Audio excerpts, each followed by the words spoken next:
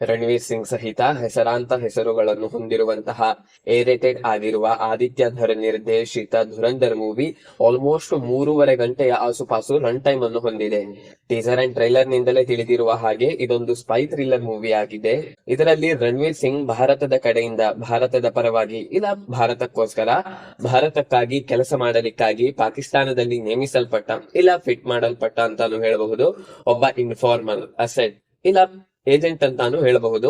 ಅದು ಅವರಾಗಿರ್ತಾರೆ. ಯಾವೆಲ್ಲ ಘಟನೆ ವಿದ್ಯಮಾನಗಳ ನಂತರ ಈ ನಿರ್ಧಾರಕ್ಕೆ ಅಂದರೆ ಪಾಕಿಸ್ತಾನದಲ್ಲಿ ಭಾರತದ ಪರವಾಗಿ ಕೆಲಸ ಮಾಡಲಿಕ್ಕಾಗಿ ಒಬ್ಬ ಇನ್ಫಾರ್ಮರ್ ಒಬ್ಬ ಏಜೆಂಟ್ ಅನ್ನು ನೇಮಿಸುವ ನಿರ್ಧಾರಕ್ಕೆ ಬಂದ್ರು ಅಥವಾ ಬರಲಾಯಿತು, ಅವರನ್ನು ಸೆಲೆಕ್ಟ್ ಮಾಡಿದ್ದು ಅಂಡ್ ಟ್ರೈನ್ ಮಾಡಿಸಿದ್ದು ಯಾರು, ಕರಾಚಿಗೆ ಹೋದ ನಂತರ ಅಲ್ಲಿನ ಲೋಕಲ್ ಗ್ಯಾಂಗ್ ಅನ್ನು ಆತ ಹೇಗೆ ಜಾಯಿನ್ ಆಗ್ತಾನೆ, ಅವರ ಭರವಸೆಯನ್ನು ಗೆಲ್ತಾ ಅವರ ದೌರ್ಬಲ್ಯ ಅಂದರೆ ವೀಕ್ನೆಸ್ ಅನ್ನು ಹೇಗೆ ಐಡೆಂಟಿಫೈ ಮಾಡ್ತಾನೆ, ಆತ ಮುಂದೆ ಏನೆಲ್ಲ ಮಾಡ್ತಾನೆ, ಸ್ಟೋರಿ ಹೇಗೆ ಮುಂದುವರಿಯುತ್ತೆ ಅಂಡ್ ಯಾವೆಲ್ಲ ಟ್ವಿಸ್ಟ್ ಅಂಡ್ ಟರ್ನ್ಸ್ ಗಳೊಂದಿಗೆ ಈ ಮೂವಿ ಹೇಗೆ ನಿಮ್ಮನ್ನು ತನ್ನೊಂದಿಗೆ ಎಂಗೇಜ್ ಮಾಡುತ್ತೆ, ಆತ ತನ್ನ ಮಿಷನ್ ನಲ್ಲಿ ಸಕ್ಸಸ್ ಆಗ್ತಾನಾ ಇಲ್ವಾ ಅಂಡ್ ಫೈನಲಿ ಇನ್ನು ಏನೇನೆಲ್ಲ ಆಗುತ್ತೆ ಎನ್ನುವುದನ್ನೆಲ್ಲ ನೀವು ಈ ಸಿನಿಮಾದಲ್ಲಿ ನೋಡಿ ತಿಳಿದುಕೊಳ್ಳಬೇಕು.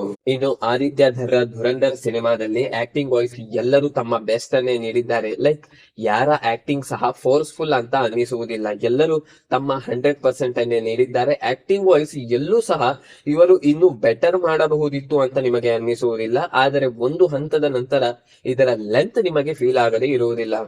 If I am not wrong, ಇದು ಭಾರತದ ಚಿತ್ರರಂಗದಲ್ಲಿ ಈ ತನಕ ಬಂದಂತ one of the longest cinema ಅಂದ್ರೂ ತಪ್ಪಾಗಲಿಕ್ಕಿಲ್ಲ. ಬ್ರೂಟಾಲಿಟಿ ಬಹಳಷ್ಟಿದೆ ಇದರಲ್ಲಿ, ಆದ್ರೆ ಇದರ ಬಿಜಿಎಂ ಅಂಡ್ ಸಾಂಗ್ಸ್ ಎಲ್ಲವೂ ಸಹ ಒಳ್ಳೆಯದಾಗಿ ಇದು for me not best but it's good. Second half ಗೆ ಕಂಪೇರ್ ಮಾಡಿದಲ್ಲಿ ಫಸ್ಟ್ ಹಾಫ್ ಸ್ಲೋ ಆಗಿದೆ ಅಂತ ತೋರಬಹುದು ನಿಮಗೆ.